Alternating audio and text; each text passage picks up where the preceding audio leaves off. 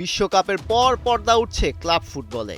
Pre-season ফ্রেন্ডলির পর শুরু হয়ে গেছে লা লিগা ক্ল্যাশ। সপ্তাহখানেক পর মাঠে গড়াচ্ছে প্রিমিয়ার লিগ ও ইতালিয়ান সিরিয়ার নতুন সিজন। এর মাঝে হাজির এফএ কমিউনিটি শিল্ড মহারণ। আর সেই এপিক ব্যাটেলটা এবার ডিফেন্ডিং ইপিএল চ্যাম্পিয়ন আর্সেনাল ও ফেভারিট ম্যানচেস্টার সিটির। 2026-27 ফুটবল মৌসুমের প্রথম ট্রফি জেতা বা না জেতার ভাগ্য নির্ধারিত হবে রাত 8টায় কার্ডিফের মিলেনিয়াম স্টেডিয়ামে। মিকেল আর্তেতা ও এনজো মারেস্কা দুজনেই ছিলেন কিংবদন্তি কোচ পেপ গার্দিওলার শিষ্য। ম্যানচেস্টার সিটিতে স্প্যানিশ মাস্টার মাইন্ডের অ্যাসিস্ট্যান্ট কোচ হিসেবে তাই শিখেছিলেন অনেক কিছুই। এবার সেই দুই ছাত্রই মুখোমুখি হচ্ছেন ফাইনালের মতো বড় মঞ্চে। একজন সেই পুরনো ক্লাবের প্রতিনিধিত্ব করলেও আরেকজন হাজির হচ্ছেন রাইভাল হিসেবে। তবে শিক্ষক গার্দিওলার টোটকা হয়তো ঠিকই কাজে লাগাতে ভুলবেন না।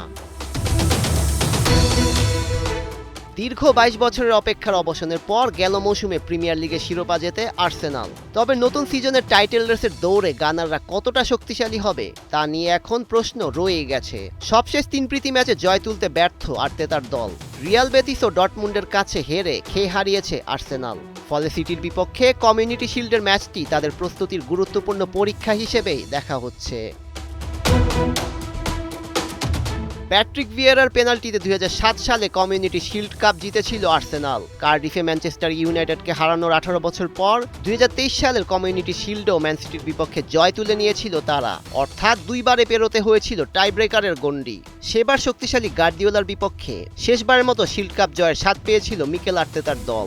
যদিও এই টুর্নামেন্ট এখন পর্যন্ত 17 বার শিরোপা উঁচিয়ে ধরার রেকর্ড আছে তাদের।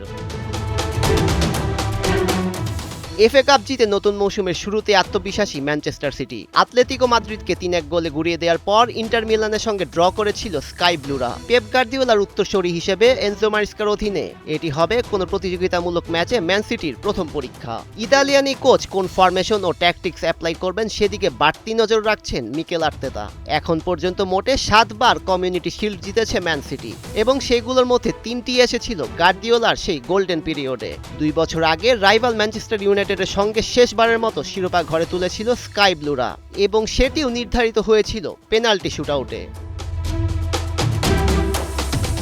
প্রি-সিজন ফ্রেন্ডলিতে উইলিয়াম সালিবা ও টিম্বারের চোট ভালোই ভুগিয়েছে আর্সেনালকে। তবে মেডিকেল টিম জানিয়ে দিয়েছে স্কোয়াডে ফিরতে এই তারকাকে অপেক্ষা করতে হবে আরও 2 থেকে 3 সপ্তাহ। তাই রক্ষণ ভাগ নিয়ে বেশ চিন্তায় মিকেল আর্তেতা। অন্যদিকে ডেক্লান রাইস ও বুকায়ো সাকা একাদশে থাকবেন কিনা সেটি নিয়েও রয়েছে ধোঁয়াশা। তবে স্কোয়াডে থাকছেন আর্সেনালের নতুন সাইনিং ব্রাজিলিয়ান তারকা ব্রুনো গিমারেস। এছাড়াও গোলপোস্টের দায়িত্ব সামলাবেন ডেভিড রায়া। বিশ্বকাপের পর ম্যান সিটি ট্রেনিংয়ে যোগ দিয়েছেন গোলমেশিন আর্লিং হালান্ড। তবে প্রি-সিজন ফ্রেন্ডলিতে অংশ না নেয় এই নরওয়েজিয়ান তারকাকে বেঞ্চ থেকেই শুরু করতে হবে। ইনজুরির কারণে একাদশ থেকে ছিটকে গিয়েছেন স্যাভিনিও। পিঠের সার্জারি করতে বার্সা গেছেন বিশ্বকাপ জয়ী স্প্যানিশ কাপ্তান রদ্রি। অন্যদিকে ক্লাব ছাড়ার প্রসেসিং সারছেন তিজ্জানি রেইন্ডার্স। তাই মাঝ মাঠের দায়িত্বে থাকছেন কোভাচিচ, সাপোর্টে থাকবেন নিকো গঞ্জালেস। কমিউনিটি শিল্ডে এখন পর্যন্ত মোট 3 বার মুখোমুখি হয়েছে ম্যান সিটি ও আর্সেনাল। শতভাগ জয়ের রেকর্ড করে আর্সেনাল জিতে নিয়েছে 3 ম্যাচেই। 2023 সালের মতো সিটিজেনদের পরাস্ত করে শেষবারের মতো শিরোপা জিতেছিল গানাররা। 2 শিষ্যের লড়াইয়ে শিরোপা জয়ের মঞ্চে মুখোমুখি আর্তেতা ও মারেস্কা। গুরুর ছায়া পেরিয়ে কে লিখবেন নতুন ইতিহাস, আর্তেতার আর্সেনাল নাকি মারেস্কার ম্যানচেস্টার সিটি? কমিউনিটি শিল্ডের মহারণে মিলবে সেই উত্তর। সৈয়দ রেজান রহমান, 71।